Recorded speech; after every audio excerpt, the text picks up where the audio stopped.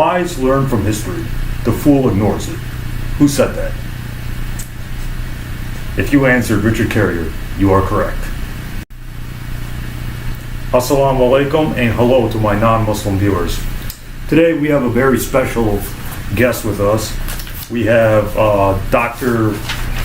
Richard Carrier, who I'm going to give a brief bio to right now.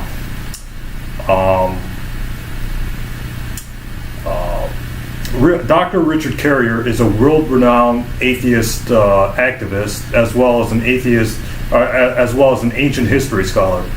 He is an author, blogger, and his blog is www.richardcarrier.info. For those of you who would like to read his blog, he has some very impressive credentials. He has a Bachelor of Arts in History from University of California, Berkeley, a Master of Arts in Ancient History, a Master of Philosophy in Religion and Historiography, and Greco-Roman Philosophy, and a PhD from Columbia University, an Ivy League school.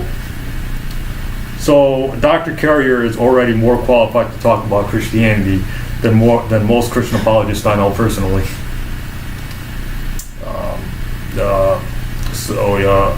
So with Dr. Carrier and with people like Dr. Barterman and stuff, you're going to get a historical point of view rather than a theologian or a theology point of view, and I think that's a better way to go.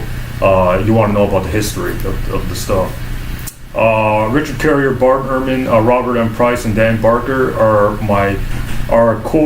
four of my favorite atheist speakers on Christianity. So these are the core four, I call them. I've learned more from these atheists than Christian apologists themselves, which I find funny. So Dr. Carrier has also debated several world-renowned Christian apologists, world-famous Christian apologists, such as Dr. William Lane Craig, Mike Licona, Justin Bass, Lenny Esposito, Jake O'Connell, I think online, and just to name a few. He has also written and contributed to several books, such as The Historicity of Jesus, Why We Might Have Reason to Doubt, Sense and Goodness Without God, and he has contributed to this book, The Christian Delusion, which was edited by John W. Loftus, and his chapter is chapter 11, Why the Resurrection is Unbelievable. The Christian Delusion's been out since 2010, and it's available at major bookstores like Barnes & Noble, Amazon.com, etc., etc. Dr. Carrier is also one of the qualified scholars who says Jesus didn't exist, the other being Dr. Robert M. Price, who has a PhD in New Testament studies. I forgot to mention, Dr. Carrier also wrote Not the Impossible Faith, Why Christianity Didn't Need a Miracle to Succeed. It's been out for a while. It's on Amazon and Kindle and all that other stuff. Another thing I want to say is some of my viewers are conservative, but this interview is uncensored, or it's viewer discretion is advised. One of my more conservative subscribers. This is not a debate, so I want my viewers to keep that in mind. This is not TMZ. This is not an E! True Hollywood story. Nothing personal is going to be brought up here, so I want my viewers to keep that in mind. So, Dr. Carrier, thank you so much for joining us. Thanks for having me. Yeah. Why don't you give a brief introduction to yourself, who you are, what you do, why you do what you do you work at a university, etc., etc.? Yeah, no, I'm an independent scholar. I teach online a class a month for the Secular Academy, but I enjoy being freelance. It gives me academic freedom, so I can study whatever I want and don't have to deal with any pressure from administrations or anything else. But what I've done in terms of my life career is develop skills in philosophy and ancient history, and then make them available to the atheist community primarily, but other communities besides that who are interested in the research that I do, and make it available. So I apply, my PhD to these things and develop books and articles that are well researched and have all the information people want and need to learn new things that they've never heard of before. And so that's how I see my role, essentially, as an educator within the movement. Okay. I forgot two things in the intro. I'm gonna do it right now. Briefly, tell us why you say Jesus didn't exist. I know you've written about this and stuff, and your whole book on the historicity of Jesus is on that. Mm-hmm. When almost all scholars of Christianity, whether conservative or liberal, believe Jesus existed. Why don't you just give us a brief? I'm the first one to actually distill the best arguments together and get them organized in a way meeting the standards of the community within academia, and get it published through peer review. So I have the book on the historicity of Jesus, published by Sheffield Phoenix, was actually accepted as by experts in the field as at least meeting their standards, and it's starting the argument. So my view is that I think this book now needs to be addressed by academics because I've met their standards. Now it's time for them to actually interact with it and either critique it and find fault with it, or find that it's wrong, or find that it's correct, or find that it's just as viable as any other hypothesis that's been advanced, as there's been a dozen different hypotheses of the historical Jesus that are being advanced within the field, and I think this is one that also deserves a place at the table. And the reason why is that I think there has been there's sort of an institutional inertia. Even the secular scholars in this field usually were trained by Christian scholars, and even then they pass on these assumptions. They're just told that these assumptions are true, and you never challenge these assumptions, and so they keep rolling in these ruts essentially. But when you actually step back and you're not forced to roll in those ruts, you start to see essentially the emperor has no clothes, in a sense, that you start to see that the evidence is actually not that good when you really start picking at every thread of it.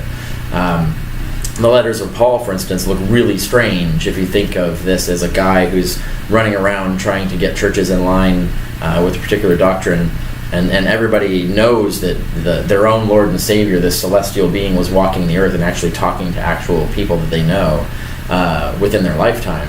Paul never talks about that. He never talks about people knowing Jesus personally before his death. He never talks about that being a source of knowledge or anything. You only know things through revelation and Scripture in Paul.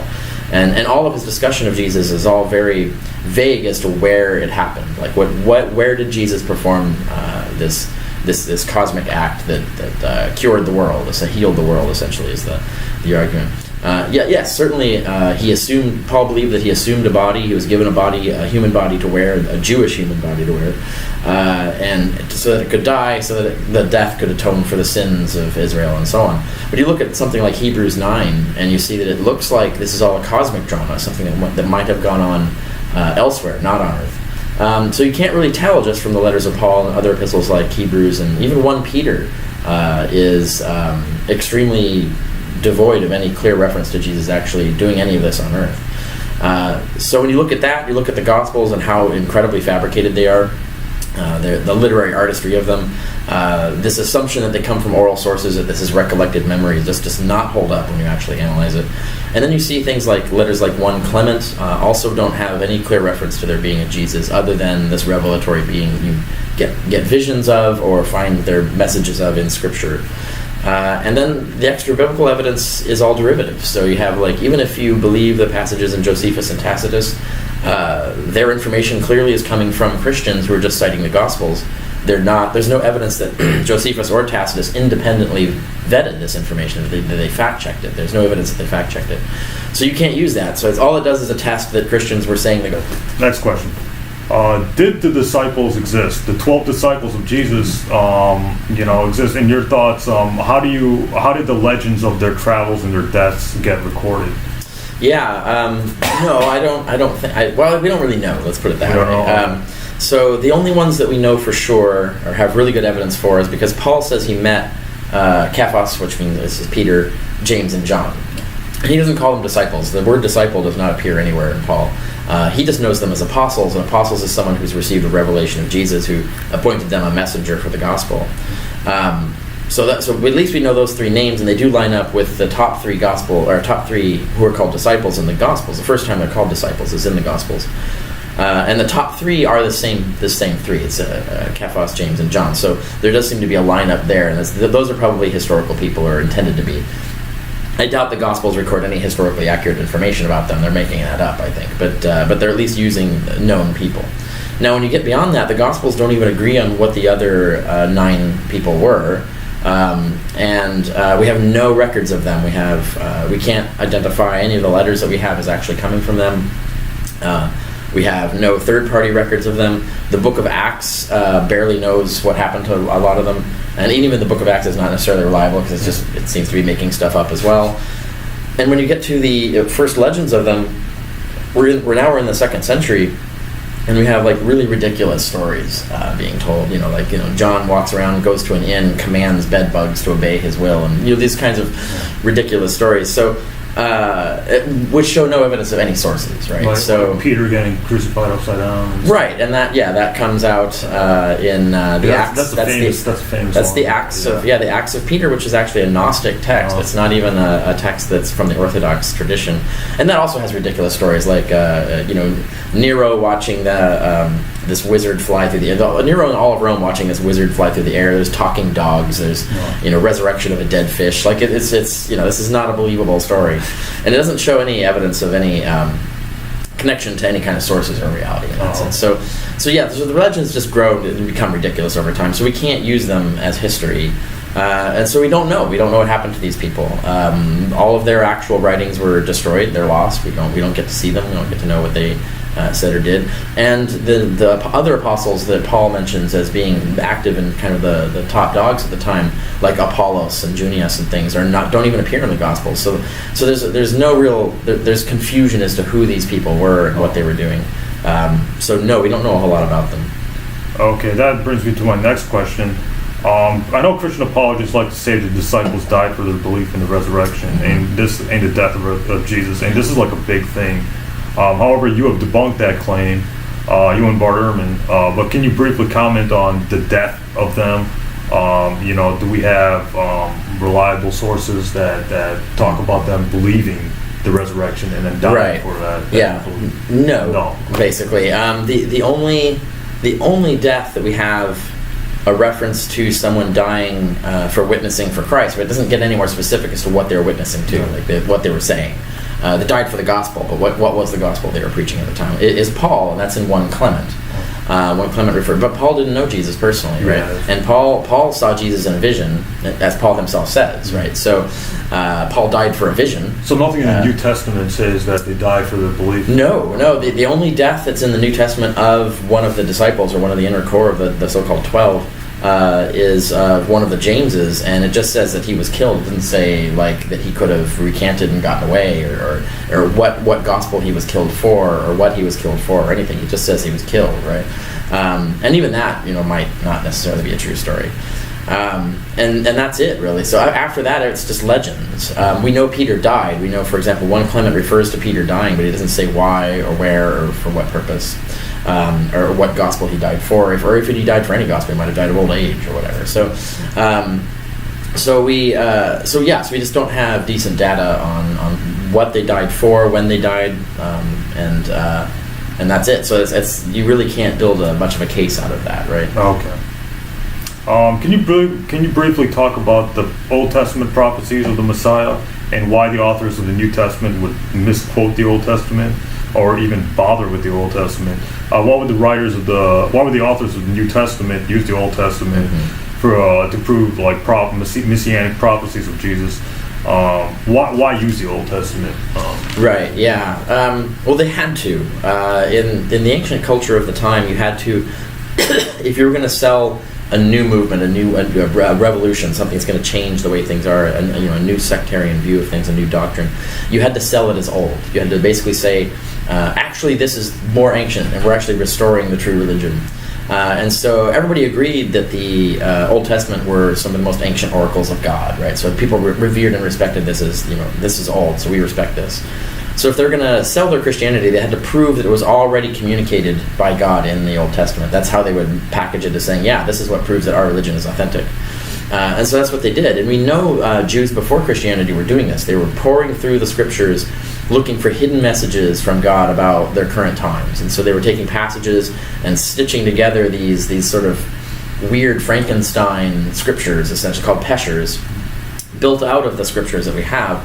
and then getting these whole new narratives about that God was sort of secretly hiding in the Bible about what's going to happen, like how is the apocalypse going to play out, who's going to be the Messiah, and all of these things like this. Christianity looks exactly like one of these Jewish sects that's doing this. In fact, Christianity itself looks like it's working from a pesher, that just like these other pesher. We have some from the Dead Sea Scrolls and things like this. And so when you look at when Christians are quoting the scriptures, it looks like they're actually quoting a pesher that they built out of this. Now this would partly also explain why the verses get mixed up, or the verses look slightly different, or there's verses in there that we don't have in ours. I mean, for the first thing, the scriptures they were using were different than ours. They had different lines in them, they had alterations and stuff. There are a variety of different textual variants in circulation at the time. And they were using different scriptures. They had actual whole books. They were relying on the Book of Enoch and the Wisdom of Solomon and some other books that we don't even know what the hell they were. So they didn't have our canon is different from what the selection of scriptures that they were using at the time. And so they have texts of different So they're different using things. different forms. They're using different forms of the text we have. They're using different texts than we have, different books than we have, and then stitching these things together. So you'll have occasions like you'll see two different verses from two different places stitched together. That's evidence of them using a pesher, because that's exactly how a pesher is built. They take passages from different places and stitch them all together. And so if you're working from a pesher, it's easy to get confused where the line ends and begins from a different prophet. So I think that's what we're looking at when that happens, is that they've built this pesher just like the Dead Sea sect was building their own peshers, and that they were working from that essentially and building their scriptural proof to prove that their religion is actually ancient, had been communicated by God since time immemorial. Right? Oh, okay. All right. So, all right. Let's talk about the spiritual resurrection. I know you said you said resurrection apologetics mostly bores you now, but if I can get your brief thoughts on the spiritual resurrection of Jesus, why you think that's what most likely happened, why the earliest Christian writer Paul thought this, and your overall thoughts on the spiritual resurrection of Jesus as opposed to the physical resurrection. I know you talk about this in the Christian Delusion, chapter 11. Yeah, I summarize it in there. The most extensive scholarly defense of it, with all the scholarly citations and everything, is in The Empty Tomb, edited by Robert Price and Jeffrey Lauder. So if you want to get the full thing, that's where it is there. But it's important to get the distinction that the difference is not between spiritual and physical. They're both physical bodies that we're talking about. So they're talking about the exchange of one body for another. The earliest Christians, and if you read Paul, like 1 Corinthians 15 and 2 Corinthians 5 and other passages in Paul, you just read Paul without assuming the later gospel assumptions, without assuming them. You just read Paul for what he's actually saying, just straight out. He's clearly saying that our current bodies, our mortal bodies, are corrupt and they die and decay and stuff. That we're going to cast them off like the shell to a seed, and that inside us the spiritual body will emerge, and it will be a physical body, but it's going to be made of a superior material. It's indestructible and incorruptible, and this sort of perfect body. And there's even Paul even says that these bodies have already been manufactured for us, and they're already waiting for us in heaven, essentially. So God's got the bodies ready for us to jump into, kind of like Heaven's Gate cult thought that they would jump into these superior bodies in the spaceship that was going to fly past the earth. That's kind of what the early Christians believed, is that they thought that they were going to cast off their dead body of flesh and then jump into a new superior body that would live forever. And so that view looks very well represented in Paul, and there were other Jews. There's evidence of other Jews who felt the same thing, had the same idea of body exchange, and I talk about all of that in The Empty Tomb, all the evidence for that. That's my view, and I think that very definitely, highly likely, was the original Christian view of the resurrection, and notably, that's a view of the resurrection that does not require an empty tomb, because the body is going to be there, but it's irrelevant. It's an empty shell. It's been cast off. Jesus is somewhere else now. So that's the view that I've articulated and shown from the evidence is most likely the case. And then the view of it, the body of flesh, you having to keep your body of flesh and it being the thing that gets resurrected, that was a later view. There were also Jews at the time who believed that, but that Jew filtered into Christianity later. Oh, okay. So there are different Jews, like the Sadducees didn't believe in a resurrection. Right, yeah. There are many different sects with many different ideas. Okay. Many different sects had many different ideas about how the resurrection would work out. Oh, okay.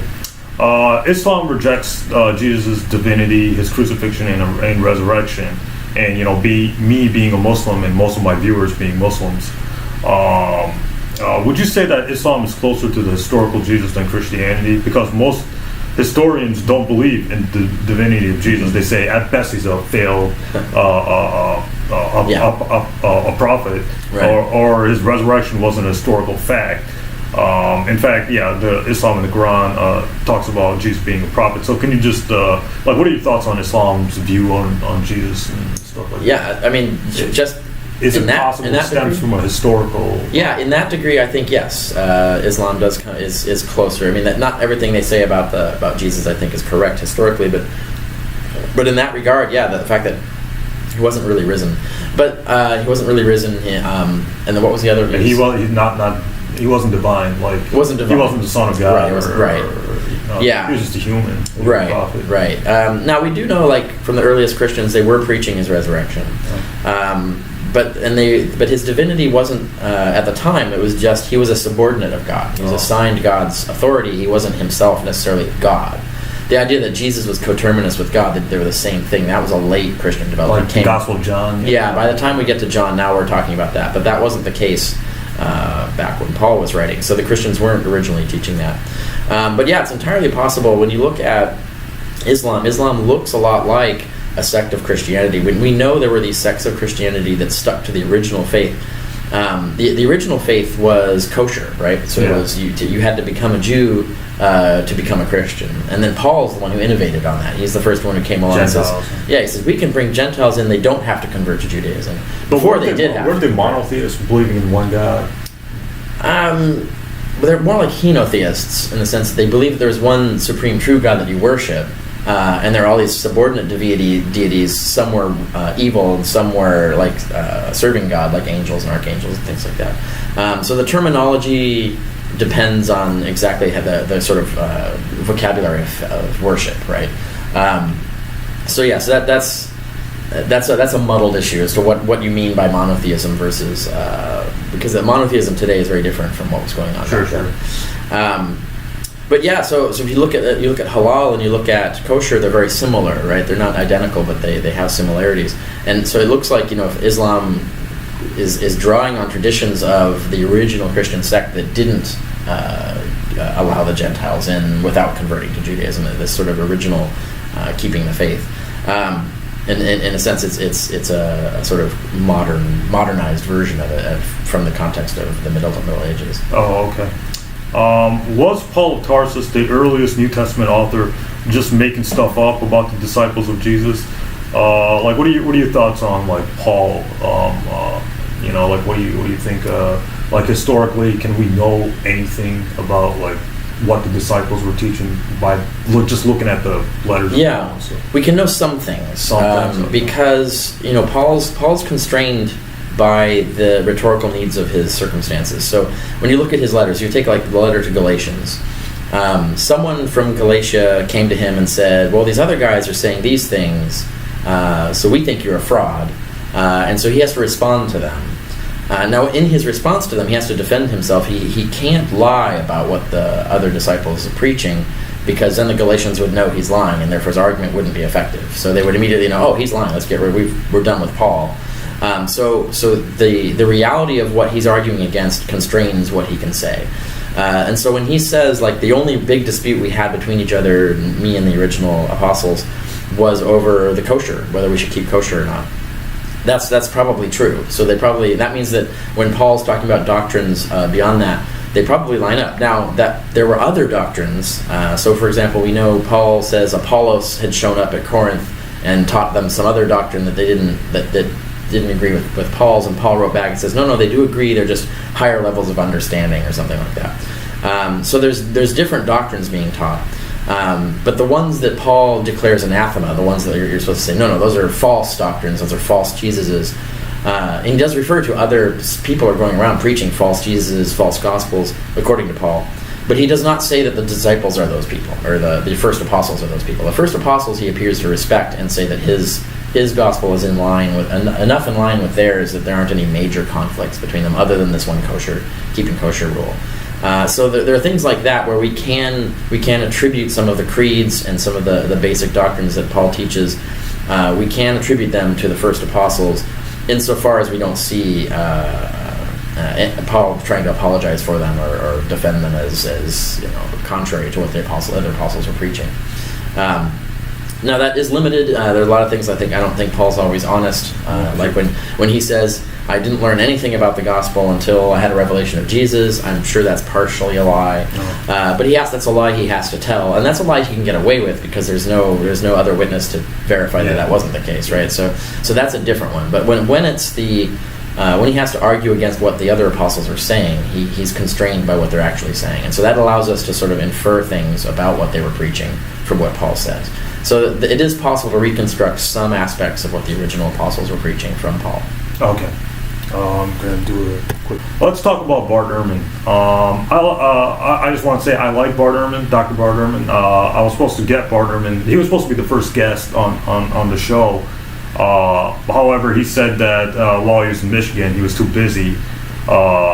He was in Michigan a few weeks ago, and he said he was too busy. I emailed him. He said it was too busy.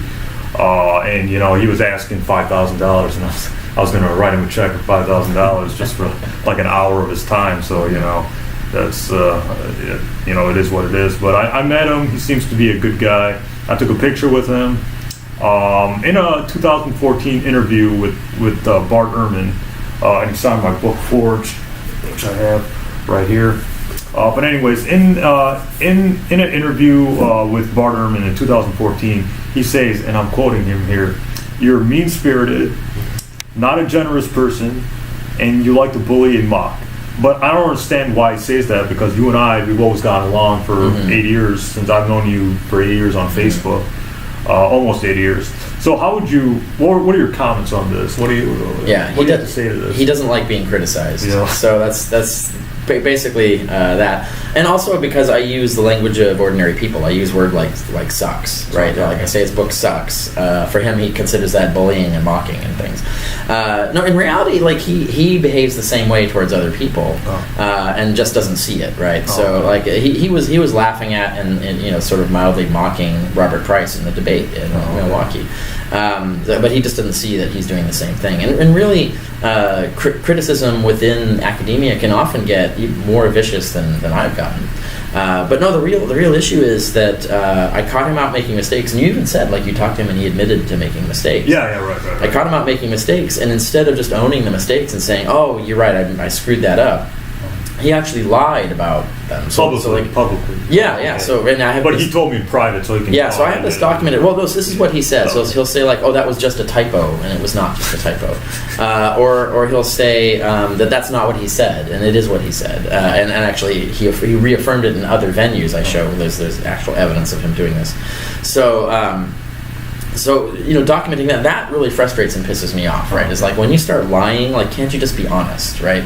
And he doesn't like the fact that I document this, like, so I don't just say that he's lying about this stuff. I actually present evidence of him lying. You actually show the right, yeah, and that's quote him in context. Yeah, so I give the evidence and everything. Okay. And this, like, the big one was when he criticized Dorothy Murdoch for making ridiculous claims about this statue. There's this statue that this sort of obscene statue that she talks about, and he writes about it in Did Jesus Exist? And the way he writes about it there is like, this statue doesn't exist, and she just made it up. And then, she rightly got pissed off at that, and she threw out on her website tons of documentation proving that it actually existed. And in fact, even the sources she cited in the book that he's talking about had adequate evidence of that had he just checked them. So, but he just kept insisting. It's like, no, okay, so I didn't really say that the statue didn't exist. I said that whatever she was saying about the statue was false, but that's not what he said in the book. And then I found video where he's very definitely affirming that the statue doesn't exist. It wasn't until he was caught out and saying, actually, we've got tons of evidence the statue exists, then he changes his story as to what he was claiming, which doesn't line up with what he wrote in the book. It doesn't line up with what he said in other venues before that. That, to me, is just craven, essentially. Like just admit that you screwed up, that you didn't check the facts, you made a false claim about what she said, and apologize for that and fix it and move on. Don't maintain this lie about what happened. And there are lots of cases like that where he'll just lie about things, just make false statements, and then when you point out and you give the evidence that what he's saying is false, he accuses you of being mean and mocking. And so he's too arrogant to just admit that he's wrong. Seems like it. It seems like it. And not always. Like sometimes he will change his mind. Like, and this is one good example is the book How Jesus Became God, which he came out with. I haven't read that, by the way. Yeah, it's a pretty good book. Like I wrote an article on it. There are some flaws in it, but otherwise it's got a lot of very useful information, good citation of scholarship, and that's an example where he had been essentially mocking me for claiming that the first Christians believed Jesus was this eternal archangel and be worshipped as the equivalent of a god. He was mocking me for that view, but in How Jesus Became God, he tells the story where he actually started fact-checking that and realized that it was true and changed his mind, and then wrote this whole book saying that yes, actually the first Christians right out of the gate were worshiping Jesus as this eternal archangel and as a divine being. And so he did change. Of course, he's never apologized to me for mocking me for holding this view that now he holds himself.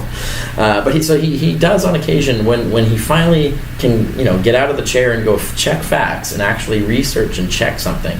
The evidence can sway him, but it's just really, really difficult to get him to actually go and check the facts. He'll just keep reasserting things over and over and over again. So it's repetitive. He'll just repeat stuff over and over again. Oh yes, absolutely. He does that a lot.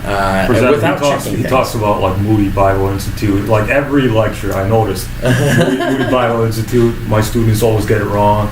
Yeah. It's just like the same stuff over and over again. So he's kind of repetitive. You brought up Robert M. Price, the debate with Robert M. Price. I haven't seen it. And a lot of people were disappointed by it. I know you and I talked about that last night.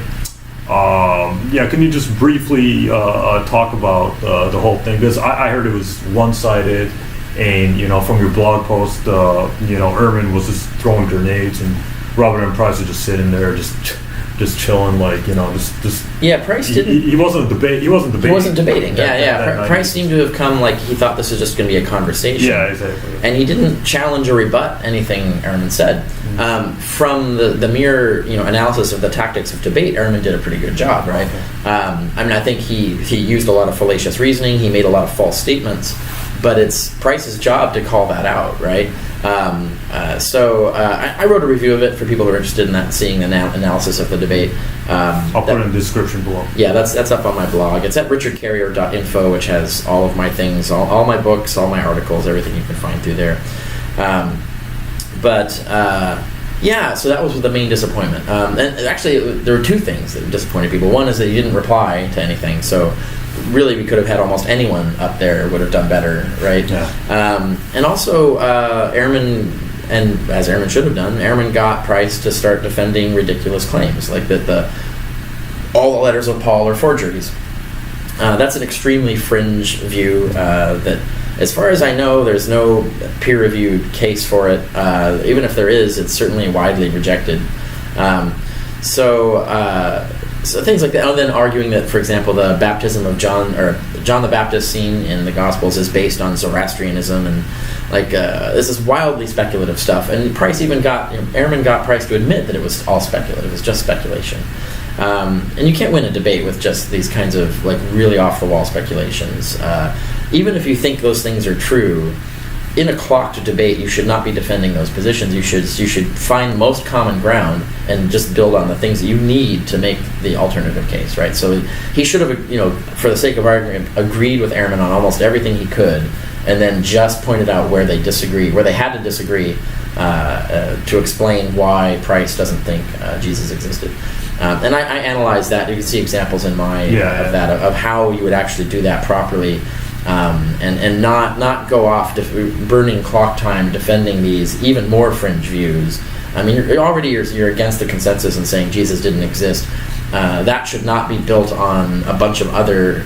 So that's a harder thing to. Yeah. If you're going to add more and more and more counter consensus positions on which to build your position on, you're becoming less and less and less credible. Your case is not going to be believable. Okay. Bart Ehrman speaks about you in his book "Did Jesus Exist?", which I have right here. He speaks about you on page 19 of the book, where he says that you and Dr. Price are the only two who have graduate training in the relevant field of Jesus studies. And I know he got it wrong about classics and stuff like that. Mm-hmm. So he does speak well about you in a way. But I know you and Dr. Robert M. Price and others have said that this book, Did Jesus Exist? Is really bad. In fact, you said it sucks, Yes. etc. So what do you have to say? I was to disappointed that too. book? I was genuinely disappointed. I was looking forward to that book being the best defense of historicity, based on his previous work. Right? I thought this would be like, oh yes, finally we're going to get the best defense of historicity possible. So now we can say you can look at my book, you can look at his book, and you can compare. If you're to do that now, like his book gets annihilated by my book. He built a straw man. So it's even Trent Horn, when I was debating in San Diego, said that he couldn't recommend Did Jesus Exist to people because it just wasn't a good book. Even Trent Horn, a Christian apologist, Catholic apologist, wants a better book written, and no one has done it yet. So we all want, even I want someone to write the best defense of historicity. That we need that so that we can have this pair of books that people can compare, right? So they can actually see the best case for historicity against the best case against, and then make their own judgment. But the funny thing is, this book actually made it to the New York Times bestseller. So this book is like pretty popular. I know. Yeah. But the funny thing is, like, I'm beginning to think it's just like a cash cow. It's like he wants that paycheck, right? So I don't know. I can't speculate on it. Because it seems like it, because I think a lot of it is written. I was pretty disappointed with this book. Yeah, it looks like like he spun it out in a couple weeks. Yeah. Didn't fact check hardly anything. That's what got him into trouble on a lot of these things. That he did not do a careful research on this, and he just sort of just wrote down what he thought from the armchair, what had to be true, and then did it in a kind of like almost mocking way in a lot of places in that book, trying to make mythicism look ridiculous, but then not really at any point in the book articulating what the mythicist thesis was really. So it's not a great book. I think he wrote it, he says, when he was doing How Jesus Became God, and wanted to knock this out first. And I think it was written mostly just sort of in anger and frustration. It's kind of like a projection of his arrogance and assuming like it offends him that anyone would challenge the historicity of Jesus, which challenges most of his work, right?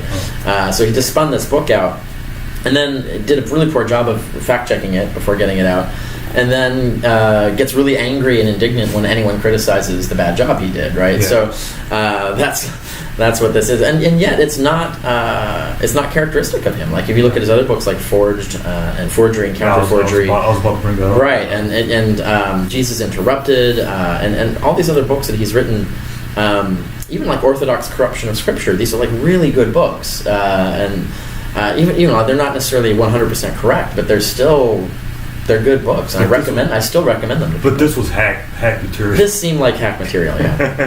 It really did, yeah. Who's like the worst religious fundamentalist, I guess you call it, you have to deal with, whether they be Christian, Muslim, etc., like whatever religion they are.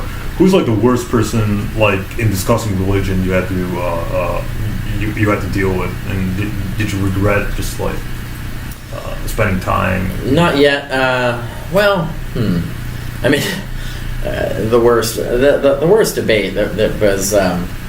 Even though it was a clear win for me, but it was ridiculous. In Southern California, there was this pair of young Earth creationists that I debated. Me and this other fellow debated them on the historicity of Jesus, and they were just defending the most ridiculous, bizarre views. They burned half their clock time defending the historicity of Moses, because I had thrown away one line in there where I just said, like, it's the mainstream consensus now that Moses was not a historical person, and they didn't like that. So they went up there and they were arguing for Moses with this wildly ridiculous claim, these wildly ridiculous claims that are not published. That some friend of theirs apparently claims to have found all these amazing pieces of evidence that are not published anywhere. But it just sounded like something right out of like Aliens Built the Pyramids kind of stuff. So it was like red herrings. Was it like red herrings? Red herrings. Oh, you mean the whole argument? Well, no. I mean, just throwing red herrings out. Yeah, no. They're making just outright false claims, right? That they believed all this crank stuff that was being claimed about Moses, but yeah, that debate was just like, it was unfruitful essentially. So it was so off track that it was like, why are we even here? Basically.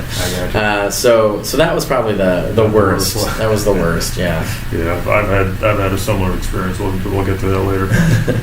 Let's talk about William Lane Craig, because Bart Ehrman has said that he has no time for William Lane Craig because he mocked Bart Ehrman.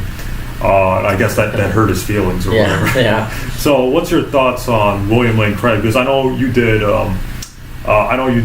Two debates with him. One on one on Lee Strobel's show. Lee Strobel's show, and, Reasonable, Faith Under Fire. Faith Under Fire, correct. And then one a live debate in 2009. Yeah. I think.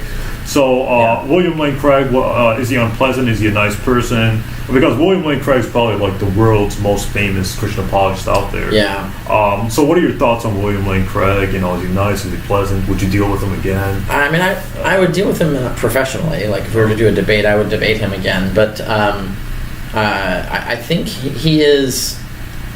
my personal impression with him is that he's a very fake person. That it's all facade, like he's wearing a mask, and he's sort of essentially pretending to be this jovial, personable salesman for Jesus, So that's and he's always like that, even off stage, right? On stage, he's more a sort of a smug douchebag than he is privately. But even privately, I really get the feeling that I'm not talking to the real person. There's some sort of mask there that I don't know. It's all performance, right? So I don't think I've ever really encountered the genuine William Lane Craig. Did you have any interaction with him after the debate or before the debate? I had to. They drove us to the airport after the debate the day after, and it was an hour and a half drive or something like that. And so I had an extensive encounter with him.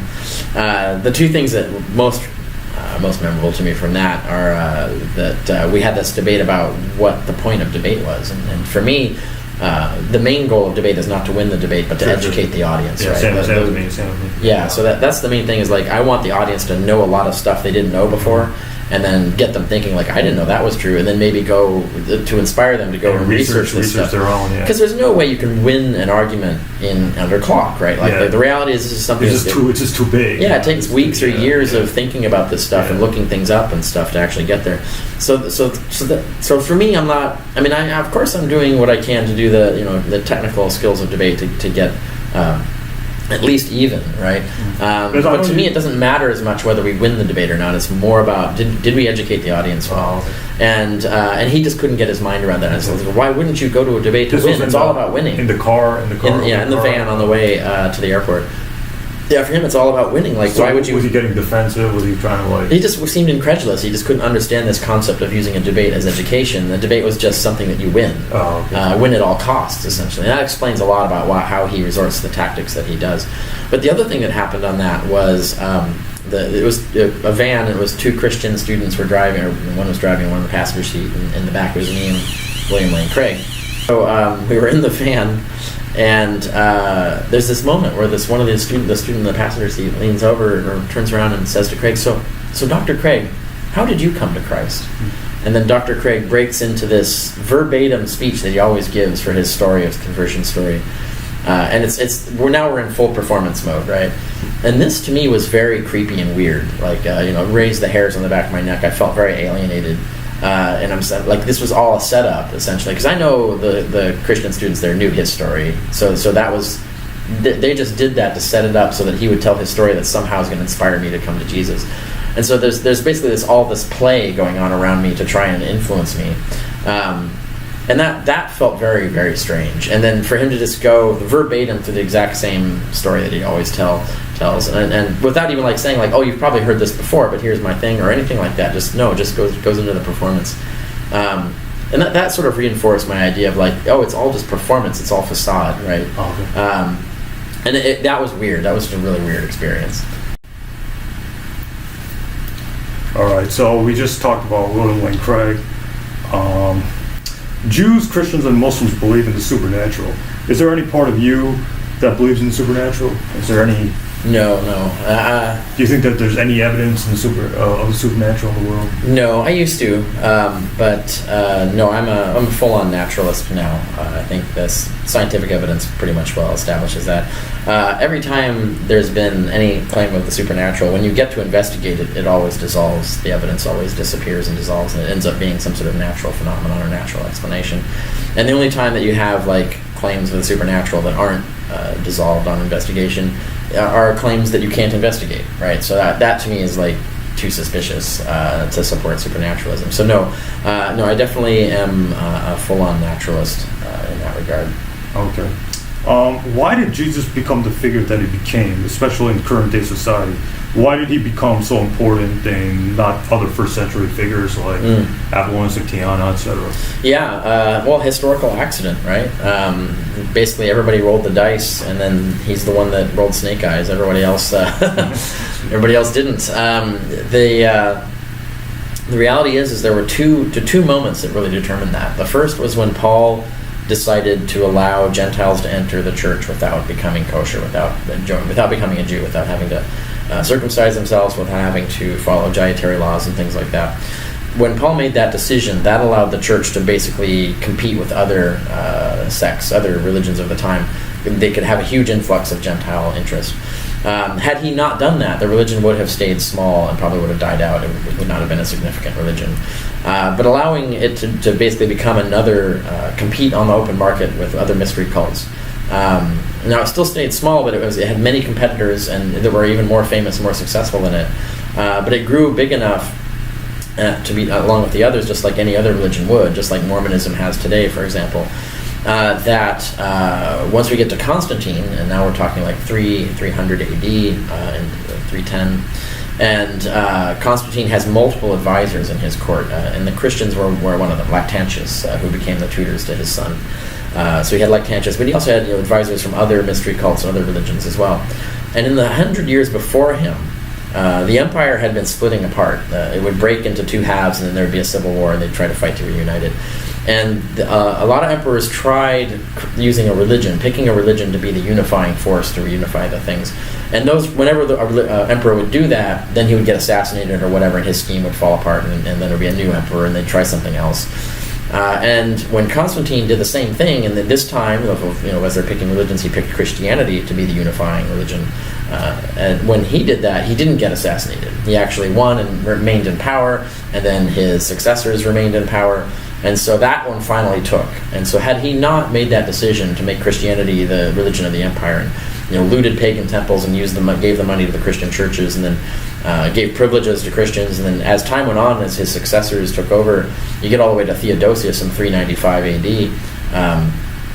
He's actually outlawing not being a Christian. He's actually mandating that by law you have to be a Christian. So once that had happened, it was a foregone conclusion which religion would be the dominant religion for hundreds of years. And there was one moment where there was almost that got reversed, and that was when Julian came into power, and he tried to reverse that, but he got assassinated or killed, and then that was the end of that. And so had it not been for Paul opening it up, and it had not been for Constantine turning it into the religion of the empire, Christianity would not be a big force today, and consequently Jesus would not be a significant figure today. Oh, okay. Who's the worst Christian apologist you had to deal with? Like flat out, online or in person, like the worst. Well, David Wood, of course. And I don't deal with him anymore. But yeah, on my website. I know you talked about that. Yeah, on my website you can find my the deceptions of David Wood. The deceptions of David Wood, where way back then he lied about what was in my book, Sense and Goodness Without God, and so I document that, and it's just like they were just so craven. It was just so wanton, the lies. And then, he didn't own up to it or fix it. He just doubled down on his lies. And so dealing with that, that's when I realized he was just such a fundamentally dishonest person that there's just no point in even interacting with him. And so I haven't. I don't know if I have since then, but hardly at all. But yeah, that guy is kind of despicable in that regard. Yeah, I don't like dealing with them. We'll talk about it later. Do you think Christianity or Christians? Do you think Christianity and Christians are they going to increase or decrease as time goes on? Like, what do you think about like Christianity in America? Yeah, I mean, it depends. And stuff like that. It depends by region. It depends by what happens historically. I think it waxes and wanes according to economic prosperity. Essentially, that as states become more prosperous and are able to take care of their citizens better, religion becomes less important to them, and that's what we see, like in Europe, for example, or Australia, where as the economy gets better and the states become more helpful to their citizens and giving them safety nets and things like that, religion becomes less and less important. And then as the economy becomes more troubled, suddenly religion becomes more popular again. And so I think that is the big determining factor. But at the same time, there's this shift going on, right? and I've seen this. I've talked to Christians all over the country, and there's this divide between the younger generation and the old guard, right? And the old guard, they're obsessed with political power, right? That's their goal, and they want laws to basically force their religion onto other people. So they want, their equivalent of Sharia law, let's put it that way, where they want abortion outlawed, they want gay marriage outlawed, they want all kinds of special privileges for Christians over other people of other religions. And the younger generation doesn't want any of that. It's like, why are you wasting your time on political power? That's the secular world. We want to actually make changes in the world. We want to feed the poor. We want to solve real problems. We want to reduce crime. We want to reduce abortion, not by outlawing it, but by convincing people, just persuading them that they should have less of it, or change things so they don't have to have abortions. So the younger generation has a much different perspective on how Christianity should proceed than the older generation does, and they're like oil and water right now. And so the churches are hemorrhaging youth because they're just leaving, because they're disappointed. Like, their churches are not meeting their needs and not supporting the value system that they want.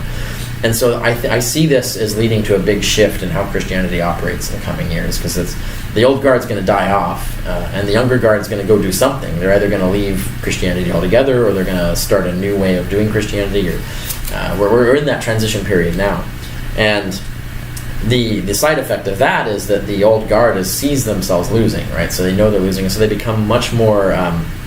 They lash out more, right? So they become much more adamant in trying to control power and trying to force their views on people. And you see things like recently that religious sect of the Bundy family, under armed guard or under arms, took over a federal building to try and protest. So they're becoming more violent. We have becoming more violent in that respect. They're becoming more desperate.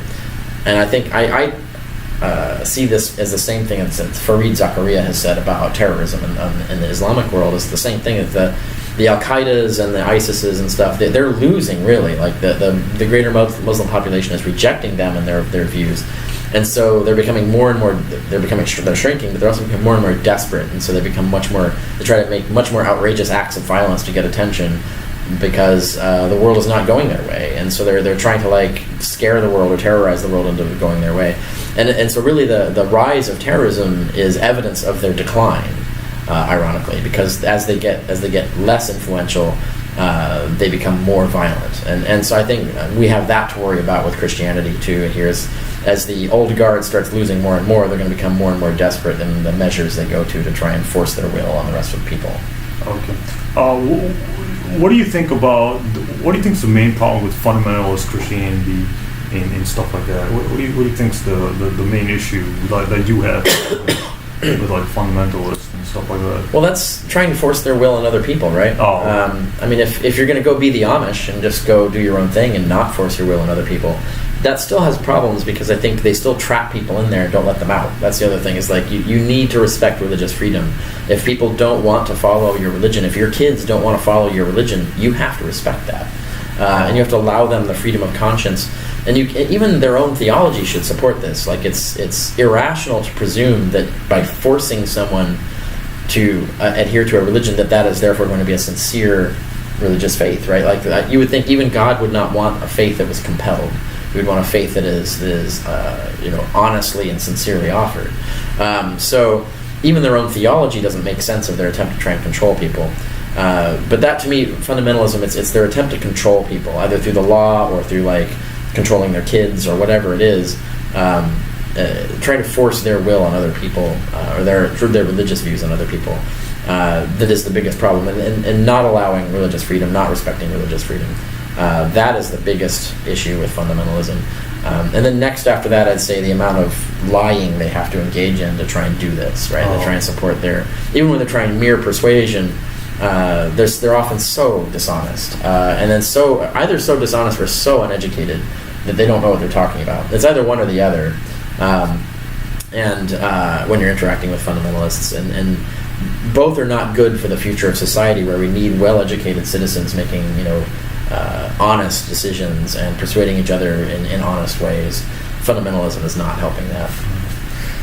It's commonly said by Christian apologists that Jude, the epistles of James, Peter, etc., were written by scribes of Jesus' disciples, since Jesus' disciples were said to be illiterate in Acts chapter 4, verse 13. and I know Bart Ehrman has written an entire book just debunking this claim, which is right here, forged right here. But I want to know what are your thoughts on it? What is your response to this? To this, and that is what he's defending there is the traditional view, the mainstream view right now. But I actually disagree with that. I think,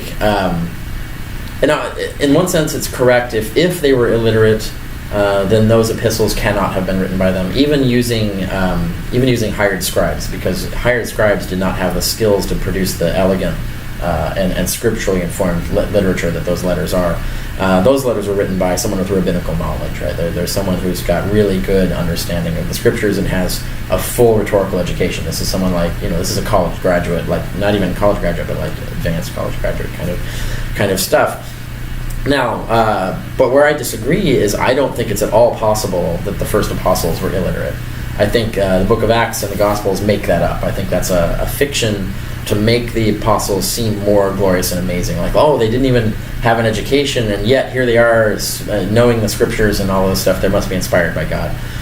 No, in reality, that's not how it works. There's no way. There's two reasons why that can't be the case.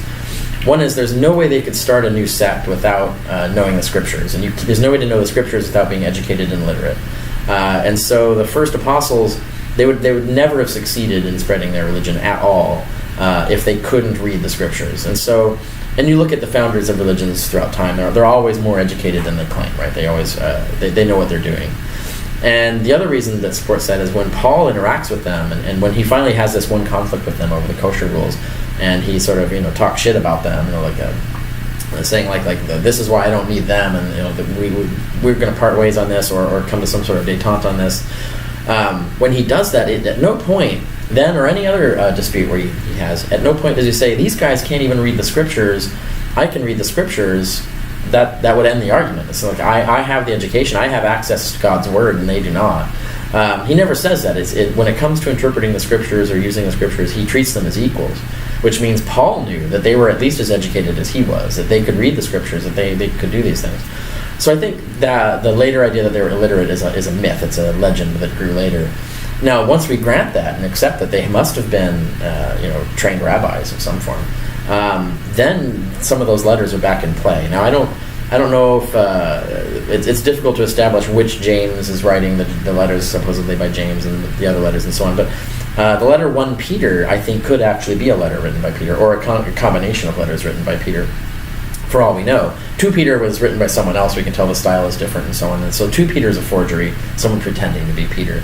But 1 Peter could be an authentic letter, and I think it's interesting that 1 Peter, as an authentic letter, never refers to a Jesus walking around on earth. It only knows about the resurrection and crucifixion of Jesus through hidden messages in Scripture. It's just quoting Scripture as the evidence. So here we have Peter, who actually was essentially the first person of this religion to launch it, and even Aaron calls him Jesus' closest disciple. And yet somehow, if he wrote this letter, he doesn't even seem to have known Jesus personally. He only knows of the crucifixion and stuff through Scripture. So I think that's significant. So that's my take on things is different because of that. Okay.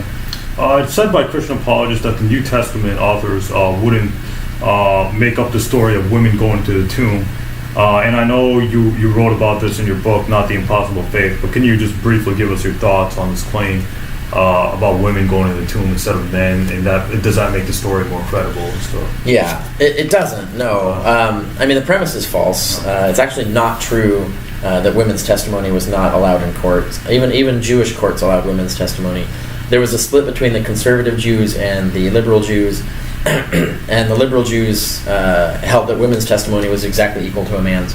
Conservative Jews held that you needed 2 women you needed 2 women to refute 1 man. But if it had no counter testimony, had no man testifying contrary, you didn't even need that. So even conservative Jews allowed women's testimony in court, and then certainly the Greeks did and the Romans did. The evidence is quite clear. And then we have people like Jewish historians like Josephus citing women as his sources with full respect, as he's treating them as completely reliable sources. So this idea that women couldn't be sources is false. But also the Gospels don't say the women are their source, right? That's not why they're putting them there. At no point do they say, oh, these are the women who saw this and told me about it. No. Even when they want male witnesses, they just invent them. So you have like Luke has the men go to the tomb and re-verify everything. So they didn't even need women as witnesses. But they never claim these people are the witnesses of these things. The reason Mark puts women there is to illustrate the gospel, to actually reify the gospel, because the gospel, the whole basis of it was that the least shall be first, that we're going to overturn this class-based society. The poor and the downtrodden and the people that you put on the bottom, they're going to be the first ones into heaven. They're going to be the first ones who do everything. And so here you have the least, the women, who are the first to discover that Jesus has risen. And so that is just an illustration of how the gospel operates. So the criteria of embarrassment doesn't work here? No, it doesn't. No, it really doesn't. Yeah, Oh, okay. and yeah, there are a lot of examples where that criterion doesn't work, but this is one of the clearest ones. And yeah, Not the Impossible Faith is my book where I have a whole chapter on the women and the tomb thing. Oh, okay. So people would make up these good stories and these like not flattering stories at that time. Okay, I see. For a reason, yeah. For a reason. Mm-hmm. It's commonly said by Christian apologists that the New Testament is filled with historical settings. For example, the New Testament or the Gospels of Matthew, Mark, Luke, and John and stuff like that mention places like Palestine, Jerusalem, Galilee, Damascus, Arabia, etc. So they argue that makes the New Testament historically accurate. How would you respond to this? It's a fallacious argument. And also again in Not the Impossible Faith, I have a whole chapter on the so-called the Hemmer hypothesis, where Hemmer argues that Acts must be this historically reliable text because it has these historically reliable facts in it. In fact, Acts has a bunch of historically inaccuracies in it as well, but even the accurate things are taken from historical reference books like Josephus and things like that. In order to color the story, essentially, to make it sound historical. When you get to Mark's got geography wrong. He's got Jewish customs wrong. Like this guy's not getting things spot on. And then you have Matthew comes along and then fixes those things, and smooths them over and makes them more accurate. And again, Matthew's not doing that because he has better sources. He just has better knowledge. He knows the geography better, knows the customs better. So he just fixes that stuff in the story he inherited. So no, it doesn't follow that way. And when I talked about the Hemmer hypothesis in Not the Impossible Faith, I went and found the academic literature, the peer-reviewed literature of these academic reviews of his book, and quote some of these academic reviewers who would point out, like, this is not a valid argument. And as one of them said, like I've read detective novels that had all the historical facts entirely accurate, but that doesn't make the story true. It's still fiction, right? So good historical fiction is always going to have like accurate historical details in it. And so you can't use that to support the rest of the story. It's these authors are actually dressing these things up this way to actually put them in realistic contexts. That doesn't mean that what they're writing is true.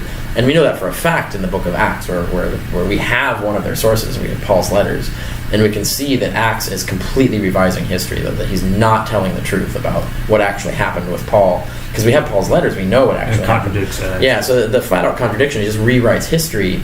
That just tells you that you can't trust this author, because this author doesn't care about what's true. He only cares about the version of the story that he wants to sell you, essentially. He wants to sell his audience. And so that's not a reliable history. That's the exact opposite. So would you recommend Richard Purville's book, Mystery of Acts? Yeah, very much. Yeah, it's a good read. It's a short read, and it really nails these issues. But I heard that, or you said that you don't agree with everything that Purville says. Yeah, probably not. Probably not. Okay. But you'd still recommend it. It's still absolutely. Yeah. What are the common arguments for Christian apologists make for the reliability of the New Testament, the resurrection, etc., and how do you beat it? Like, how do you refute it? Well, it's like, what's one that you heard? Like, the example is that the women at the tomb thing. That's a good example, and I mean, there are two things you do there. One is you fact check it. It's like, is what they're claiming even true? Like they say, they'll say women's testimony wasn't even allowed in court, and then you go and check, and you go, yes, it was. And it's like, no one would use women as witnesses, and you go and look at Josephus, and he goes, yes, he did. So yes, historians do that. So fact checking them is key, right? You always got to go and check if even what they're saying is even true. And then the other side of it is logical fallacies. Like, even if it's true, does your conclusion even logically follow from the premises? And that's just straightforward logic. You don't have to do history to do that. You can vet logic just internally. And yeah, when you go check those two things, they usually either or both, often both, turn out to not hold up, right? So it's a chore in the sense that fact checking is a chore, and then diagramming their arguments logic is a chore. But if you have the time, it's often pretty easy to debunk Christian apologetics. Oh, okay. Have you ever looked at like New Testament manuscripts, like Bart Ehrman? Like he spent like time with, Byzantine manuscripts and many schools and stuff. Have you ever looked at like a manuscript like P52 or anything like that? Like these fragment manuscripts. You ever look at or study those manuscripts? Oh yeah, absolutely. I had a year of papyrology under one of the world's leading papyrologists, Roger Bagnall, at Columbia University. I studied paleography under Leonardo Terran. Studied ancient Greek linguistics at Columbia, so I've worked with papyri. I've worked with all different types of manuscripts. Most of the when I've actually looked at manuscripts or microfilms of manuscripts or actual handling manuscripts, it's always been of things outside Christianity, dealing with Tacitus and Epiphanius and things like that. It's not really necessary to go actually handle Christian manuscripts because those are so widely available. There's really good photographs of them. There's really good critical articles about the manuscripts and their contents and stuff. So all that stuff's for a scholar, pretty well accessible. So you can work from that. So I usually work from the existing literature and existing photographs and things of these manuscripts. But yes, I've done that quite a lot. Oh, okay. Let's talk about Christian apologist David Wood. I know you call him a liar, and he isn't an honest person, and we talked about that earlier. A lot of my viewers actually don't like David Wood. They think he's gone to the extreme in his hate mongering against Islam and atheism and stuff like that. So what do you have to say about David Wood? Would you debate him? Would there be any? Do you have any suggestions to deal with people like David Wood? Because he's getting on the nerves of a lot of Muslims. Yeah. No, I wouldn't debate him because he's so fundamentally dishonest. The thing you have to do with these people is you have to discredit them. You have to actually accumulate the evidence that shows that these are not honest people, they're not reliable authorities, so that no one should trust them, no one should be listening to them anymore. And that's the effective way to do it. You want to discredit them and show, and with honest, true evidence that says these people, you shouldn't even be listening to this guy anymore. And that's, I think, once you do that. And then the only people who are going to listen to him are people who already agree with him, who are already hate mongers themselves, right? And then you've accomplished your goal, essentially. You've reduced his influence, because there'll be people who don't know that he's such a liar, who don't know how he's distorting reality. They don't know how he's ginning up hate. And if you can actually expose all of that, that's a useful service. Actually, he's done that for us, because there's an incident in the 2010 Arab Fest where he purposely had cameras and he was purposely doing stuff to provoke, security and stuff like that. So he got arrested, and he made a big deal out of it. Right. Yeah. He was on Fox News talking about how there's Sharia in America and stuff like that. So he's kind of getting on the nerves. Muslims, and he's getting more popular for some reason. Yeah. So I don't like discussing him, but he's just his influence is getting bigger. So I was just wondering your thoughts on that. Yeah, I would suspect, insofar as his influence is getting bigger, is that he's appealing to rising Islamophobia in general. So I think it's he's not helping. No, he's just pandering to that audience, right? Essentially, and that audience is growing up without him. It's just that's obviously where he's getting his support. His support and his food, essentially. Well, not literal food, but the thing that's feeding him. Yeah, so psychologically there's something wrong with him. He had antisocial personality disorder. He tried to kill his own father with a hammer. His mom put him in a mental hospital. So there is something wrong with him. So I don't blame you for not having anything to do with him. I wouldn't want anything to do with him either. A lot of Christian apologists are just weird and strange. For example, David Wood and James White, they have some kind of weird debate fetish where they debate Muslim college kids and and people declare victory over they've won the class of civilizations. Yeah, exactly. Just one debate. And then they think that if they keep debating Christianity and Islam and they're winning in those debates, that automatically proves their religion over Islam and stuff like that. Yeah. And people like James White has bogus. He has a fake PhD and THD, and this has been a source of mockery of James White all over the internet. His bogus credentials. So have you ever dealt with someone where their credentials Have you ever been like elitist, where you don't want to debate somebody because they have no credentials, or No. have you ever done the Barterman approach? No. Well, that's the William Lane Craig is the one who claims that he won't debate someone who doesn't have a PhD. Although he does that, he's debated Eddie Tabash. He's debated people without PhDs before, but no, I don't have that limitation. I do. I sometimes feel bad if someone doesn't have it and doesn't perform well in a debate. I win those debates, but I feel bad for them. It's like you probably It's not fair. Yeah, it's not really it's not the best representation of the position they were defending, right? So I would rather have the best representation rather than the worst. But I don't organize debates myself. So if someone else organizes a debate, as long as my opponent, as far as I know, is going to be at least 90% honest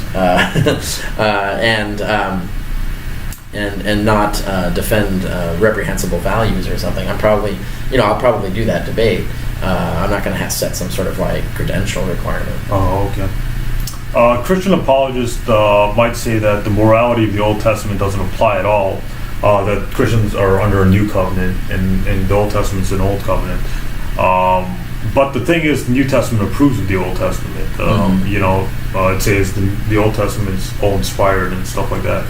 So what would you have to say about the moral teachings of the Bible, the good, the bad, the vile, etc.? Yeah, I mean, obviously there's tons of vile stuff in the Old Testament. Religious freedom is punishable by death, for example. All kinds of freedoms are punished by death in the Old Testament. The New Testament, it's... Because I know you said the New Testament disappointed you, and the Old Testament disgusted you. That's an accurate description. In your the New Testament doesn't have a defense of democracy. It doesn't have a defense of human rights. It doesn't have a defense of freedom of religion. All of the things on which the peace and progress and prosperity of the West is all built on, it's not in there. The actual moral codes that we actually rely on today. It has some things that can be portrayed as good, like the Golden Rule. But you actually have to follow it, right? Otherwise, it doesn't mean anything. And that's not unique to Christianity. You can find the Golden Rule. It's a basically principle of reciprocity that's been figured out by cultures all over the world, ancient China, everywhere you go.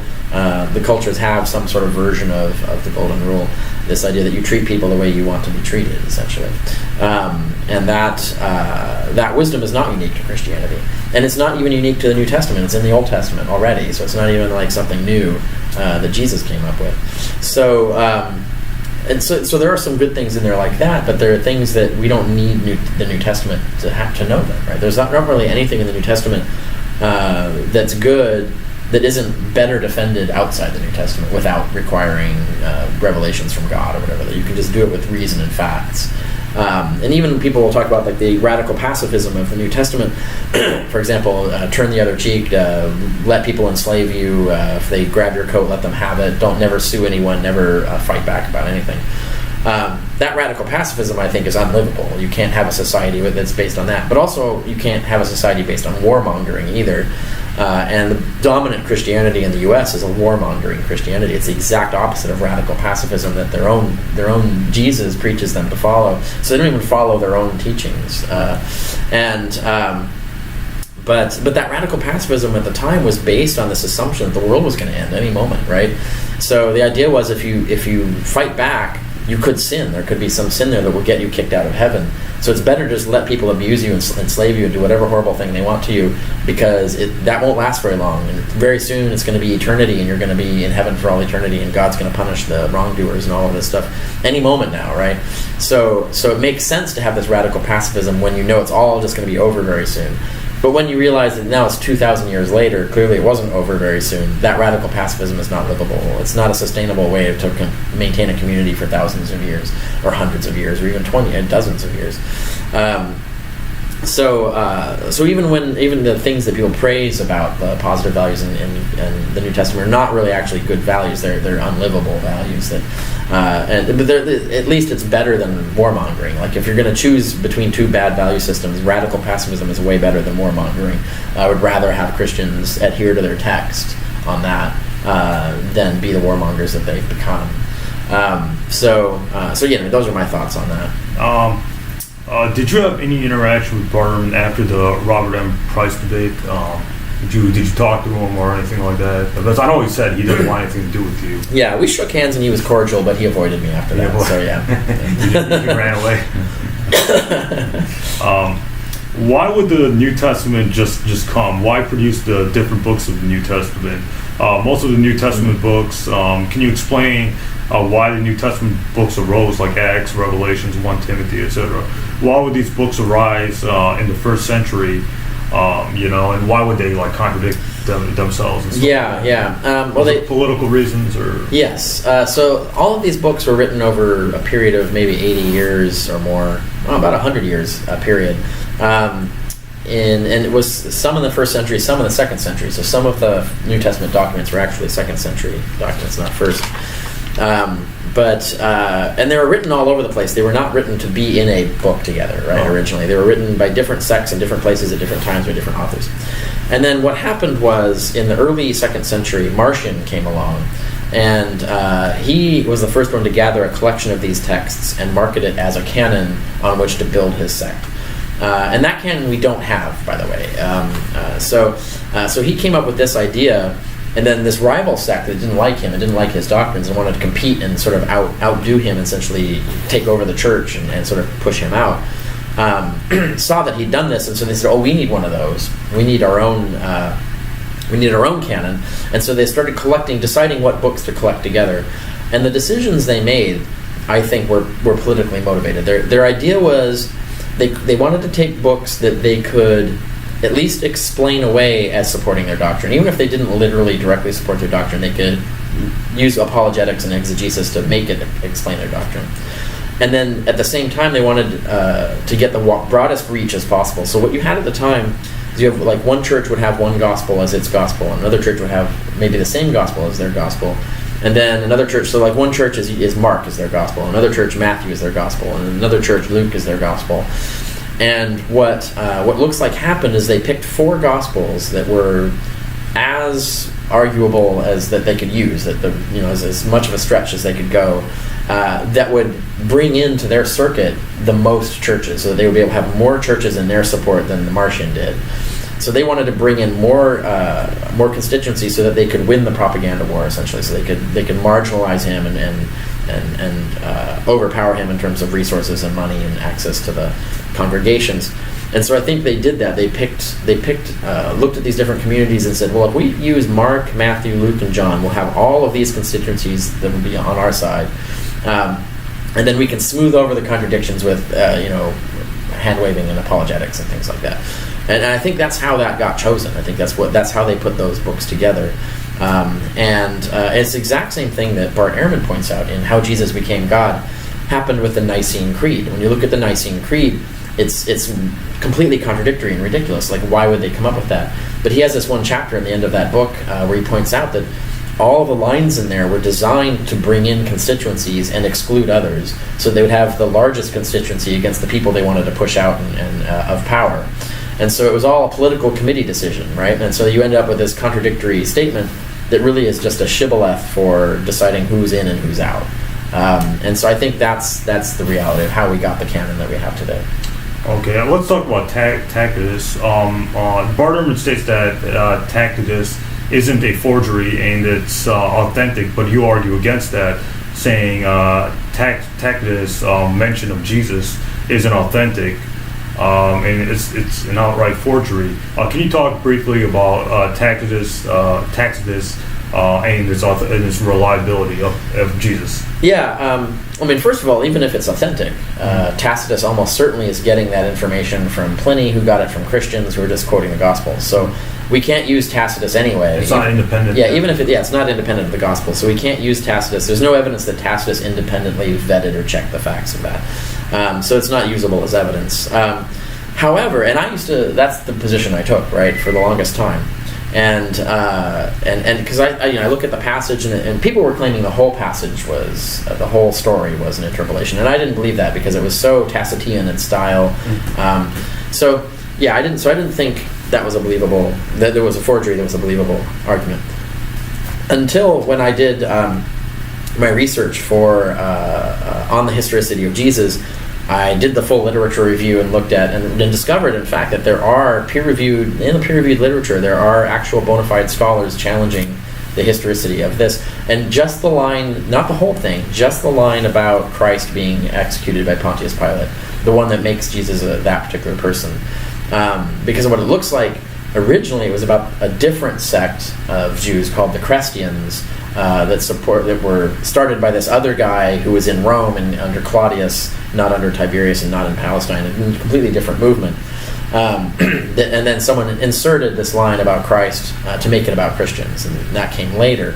And when I looked at the literature, I found this article. I found several articles that were had tantalizing stuff in them that I didn't expect. But what I really didn't expect is when I read Rouget's article. It's this French scholar. Rouget wrote this article where he really makes a really good case that is actually it looks like that line was added in the late 4th century. It did not exist before that. And so what I did is I took that material and then other material I found in other parts of the peer-reviewed literature and put it all together and then added some stuff and improved on it and published an article for Vigiliae Christianae, which is a peer-reviewed academic journal, arguing saying look, we've got this case that this is actually that one line is a forgery, that it was interpolated later, that Tacitus didn't write it, and there's not been any rebuttal to it. No one has responded to these things. So this argument remains unrebutted, and it looks really good. And so I published that in 2014. So that's in the peer-reviewed literature now, still again with no response. Oh, okay. But Barterman said that you're relying on outdated scholarship, like 1960 scholarship, and he's saying today the scholars say that it's authentic. So what do you have to say to that? He said it in his blog post. Yeah, I'll give you the right. link. Yeah, I mean it's both false. Rouget is not from the 60s, and neither is my article, which was published in 2014. So if he wants to deal with the latest peer-reviewed scholarship on this, my article in 2014 is in Vigiliae Christianae. He needs to respond to that. And certainly the peer reviewers for that did not think that I was relying on outdated scholarship that had been refuted. To the contrary, this is a challenge that's never been met. No scholars have responded to this. And so when he's citing, whoever he's citing, I don't know who he's going to name, let's say he finds some Tacitus scholars who say, no, it's authentic. Have those Tacitus scholars read the literature? If they've not even read the literature, they have an uninformed opinion. If they haven't seen the arguments, they can't make a call on this. So it's pointless to cite experts who don't know what they're talking about. They have to actually check the facts, actually check the arguments, and if they're going to reject the arguments, they have to have principled reasons for doing so. Ehrman operates like this a lot, where it's just a question of the prestige of the opinion of the person stating it. It doesn't matter that they haven't checked the facts. It doesn't matter that they haven't even looked at the literature. So as long as they have that Oxford PhD, then he'll pay attention. Yeah. So he's a Tacitus expert, therefore he can't be wrong. Therefore, I don't even need them to check the facts. I don't need them to respond to the literature. I don't need them to read the peer-reviewed literature. This is a really broken epistemology. You can't run history the way Ehrman is running history. Oh, okay. The only experts you can cite on this are experts who've actually read the literature on this and actually have a principled response to it. And then I suspect that if you did, actual Tacitus experts, I bet a lot of them would say, well, it might be 50-50, right? So in other words, they're not going to support his case once they've actually read the latest peer-reviewed literature on this question. Okay. Would you ever look into Islam, the Quran, etc.? I know you said in a blog post that Islamic history bores you, and you need a PhD to talk about that stuff. And if you would get a second PhD, it would be in philosophy or something like that. Yeah. Is there any kind of interest in researching early Islam, like the way you did it with early Christianity? No, because I don't have the passion for it. You don't have passion. And to do it competently, you need the languages, you need the culture, you need to do medieval Arabic studies, right? So there's a lot of these people, critics of Islam, the David Woods and the Robert Spencers and James. Yeah, they don't have any. They don't know Arabic. They don't have any qualifications. Right. Yeah. Exactly. They're just like. No, you have to if you're gonna plagiarizing off each other. Yeah, if you're gonna do this, you either have to be that, or you have to be honestly relying on experts who have these things. And to get a PhD, to go all the way to a PhD, you have to be passionate about your subject. Otherwise, you're going to burn out before you get there. And I'm just not passionate about that subject. Now, I want to read. Well, you need funding and time to do it too. But I'm interested to read experts who have PhDs in medieval Arabic studies to see what their findings are on these things and what their opinions are on these things. So that I'd like to see more of that happen. But there's recently someone else has to do it. A very early Quranic manuscript. And we were talking about this last night. A manuscript was found. So I was just thinking maybe you might have some kind of interest in it or something. Would you recommend the Bible on Earth for refuting the argument from archaeological diggings from the Old Testament? When Christian apologists say the Old Testament has archaeological arguments to prove its historicity, and the Old Testament, the patriarchal stories. Yes, that's where I tell people to start there, right? So that's the best summary. The Bible on Earth is the best summary of mainstream consensus right now in Old Testament studies. Ehrman's book, Jesus Interrupted, is the best survey of where the mainstream consensus is on New Testament studies. So those two books, Jesus Interrupted and Bible on Earth, are the best place to start. You should start there if you're a layperson. Start there, but of course you may want to explore further. So they're not the final word on things. So they have sources they cite, and there's more to look into. So there's more to go on, to go deeper than both those things. But yes, it's definitely the first place to start. Okay. Is it possible that my theory is that there was a historical Jesus, and there was a historical 12 disciples of Jesus' family, etc. And even if I wasn't a Muslim, I would still hold on to this view, and that these followers of Jesus died like almost immediately. And the New Testament was written by second generation of believers and not eyewitnesses like Paul of Tarsus, etc., who never met Jesus. And none of the New Testament books are, based on eyewitness accounts. It's like later on, this gospel was Mark, this gospel was Matthew in the 2nd century. They put those names in there. Do you think that it's possible? Because I believe that there was a historical Jesus. So what are your thoughts on the New Testament not being eyewitness testimonies? I think that's entirely possible. And certainly, even if you grant that there were 12 disciples, there was Jesus, and he picked the 12 disciples and all that, I think you're absolutely right. The evidence suggests that they were all dead by the year 70. We have no evidence of any of them surviving past the Jewish war. And then the Gospels get written, right, when they're gone out of history.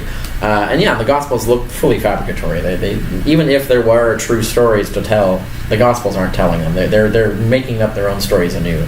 I think your perspective on it is entirely defensible and fits the evidence as much as any other theory of the historicity of Jesus does. Okay.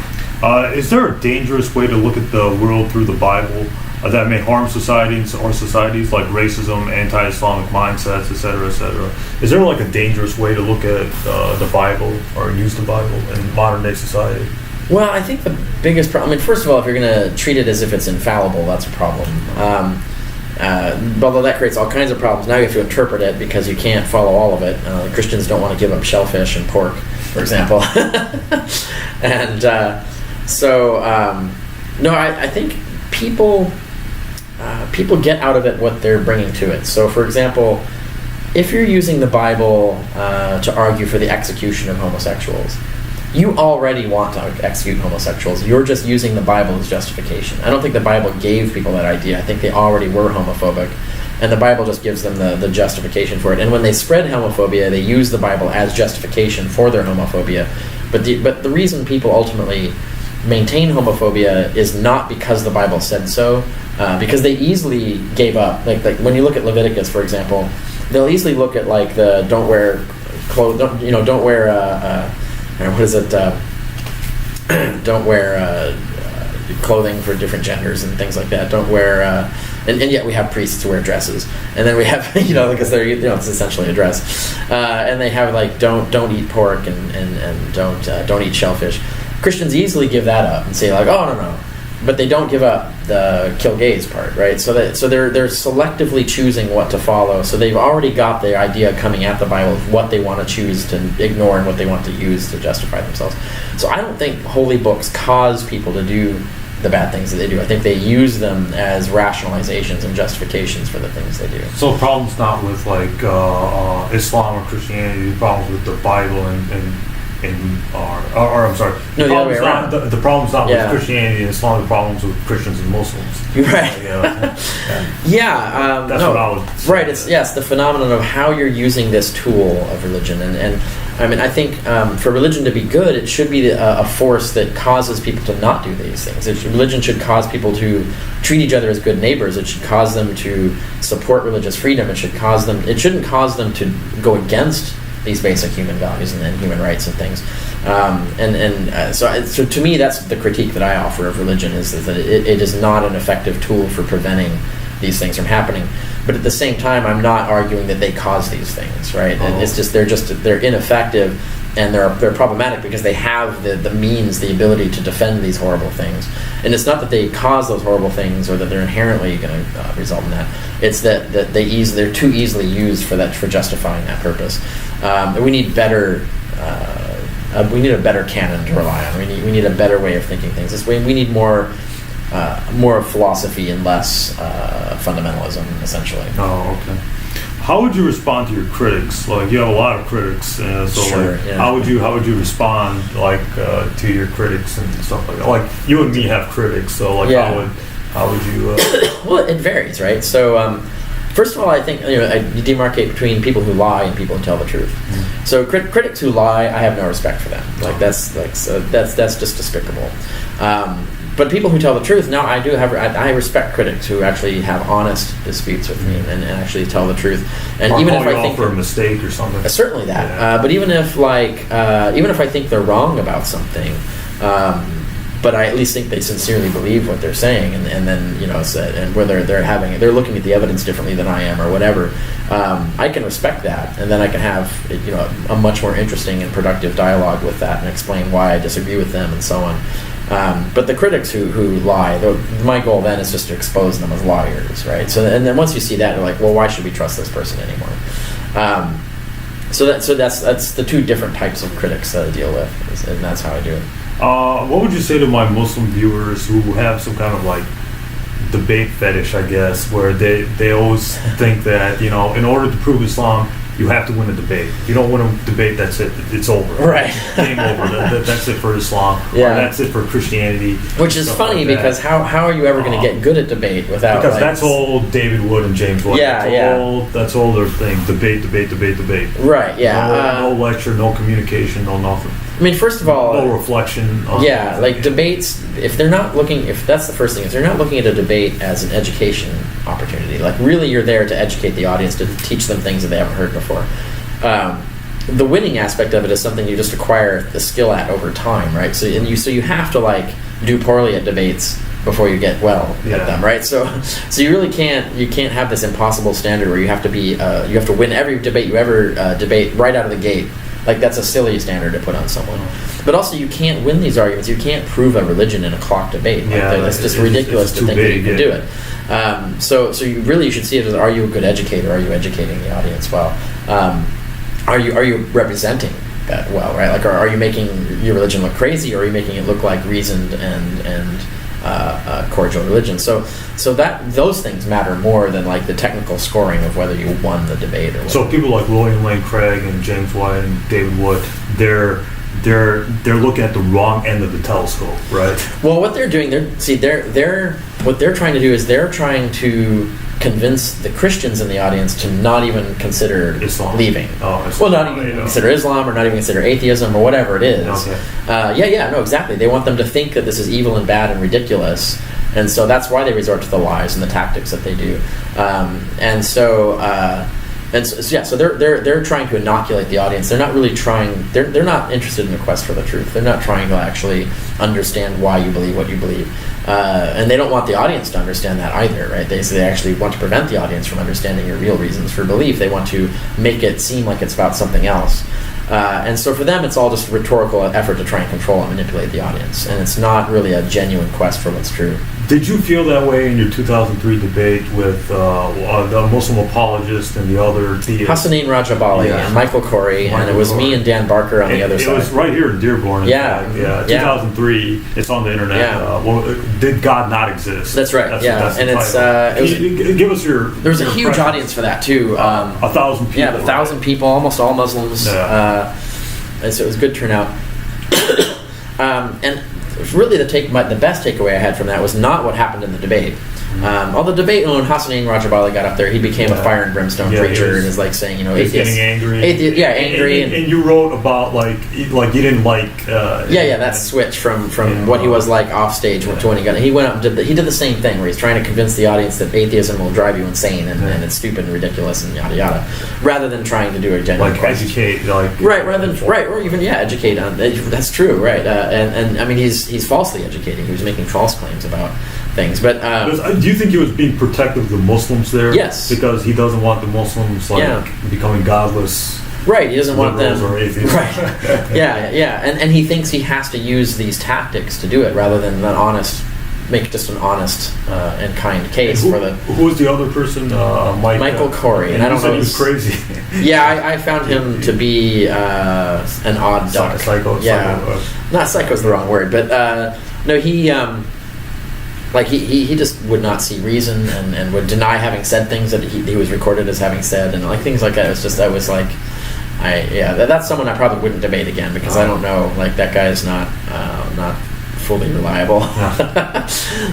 Hassanin Rajabali I'd debate again, but what was more important to me for that was off stage. When they flew me in early the day before, flew out the day after. All that time in between, I got to hang out with Muslims from all over the world. Yeah, tell us your. So I got to hang out with Muslims from all over the world and get to ask them questions and talk to them, and that was, I think, one of the most. It was a really good experience. One of the most important things that could ever happen because it allowed me to humanize Muslims, and then actually, rather than hear what the news tells me. The Muslims think I got to hear them tell me what they think. Actually live with them. And why they think these things. Or actually be with them. Yeah, and they were very good hosts. They were all very kind people, and it was interesting talking, even getting to talk to the women. So I learned a lot, and that was a really great experience and a really important experience. I think more people should have that kind of experience. Oh, okay. So there was no mistreatment or anything? Not at all. No. Yeah. Okay. So are Christians delusional? Literally, in the sense that they believe something that's false and that is demonstrably false. So I have a talk online called "Are Christians Delusional?" That's worth looking at. Now, I think this is delusional in the sense that everybody's delusional about something. Delusions are very common. They're a common result of cognitive biases in the human brain.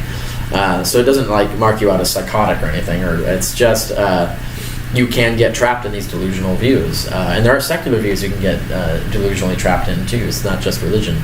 But yes, I mean, certainly if you look at the easiest case is the young Earth creationists. There are only two ways you can be a young Earth creationist. You can be really delusional, or you can be really ignorant and not know all the evidence proving your case is false, essentially. And this is what you see. You'll see young Earth creationists who actually find out the facts and actually research them, and then they stop being young Earth creationists.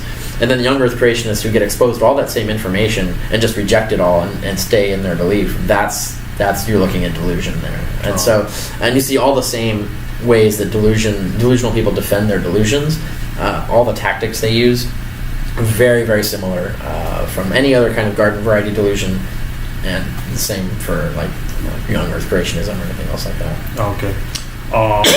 Last question. Any kind of last words or some kind of advice for my viewers, anybody who's interested in the origins of Christianity, not just Christianity, but religion in general? What would your tips be for finding religious truth? Or finding, or using the best historical method. Read researching religions. Read stuff, research stuff. Follow your passion. Follow your curiosity. Final thoughts? Follow your curiosity. Follow your passion. If you're not sure you understand something, but you're curious about it, look into it. See what you can find out about it. Look for the most reliable authorities, actual experts in peer-reviewed literature and things when you can. But what I just recommend to people generally is richardcarrier.info is my website. From there you can find, I have a bookstore that has... I'll put that in the description below. I have, all my books I've really thoroughly researched and put all the research in there so you can see it. I have a lot of articles on different things that are available there. I have a bookstore there also that have introductory readings, like reading lists, recommended reading lists for Origins of Christianity, for naturalist philosophy, or just philosophy in general. So people are interested in all of that. So I've already created these sort of recommendation things for people. I think that's the place to start. People have criticized me for citing you in my debates. Right. Mm-hmm. So, so how would you respond? What do they say? That's the. Well, I don't know if you noticed this or not, but I was the first Muslim to debate a Christian woman, mm-hmm. like ever. It was in a church, and it was a good experience. Yeah. I like the woman. She seems sincere and stuff like mm-hmm. that. She was like Michael Licona to you. Right. Michael was sincere and stuff. But then I was using Richard Carrier. I was using you for the spiritual resurrection because mm-hmm. we were debating was Jesus resurrected. So my whole thesis was your thesis. That no, there was no physical resurrection. It was just visions or spiritual. Oh, and then she was saying, well, if you apply your standards to the Quran, then it wouldn't work. But then I was like, well, because you're not an expert on Islam. She doesn't. Well, she doesn't know that that's true. And other people like James White has also criticized me for using your work when he's that's funny. Of being inconsistent because he said that if I use your same methodology on the Quran and Islam, that's it. I would just respond to them by saying like, oh, well then you agree with Richard Carrier's methodology, so you must agree with his conclusions, right? So it sounds to me like they're saying that the methods work from their point of view, right? So I would use that against them, but it's funny to have someone like James White with a fake degree saying you shouldn't listen to the writings of someone who actually has the degree. He's just a very nasty, unpleasant person. I would not. After that, I'm like, no, I'm not dealing with fundamentals anymore. So thank you so much, Dr. Carrier, for joining us. I'm gonna put everything below: his website, the blogs, the books, whatever. Support Dr. Carrier's works. It's well worth it. Dr. Carrier, thank you so much for having me. Thanks for having me here. It was great. Yeah.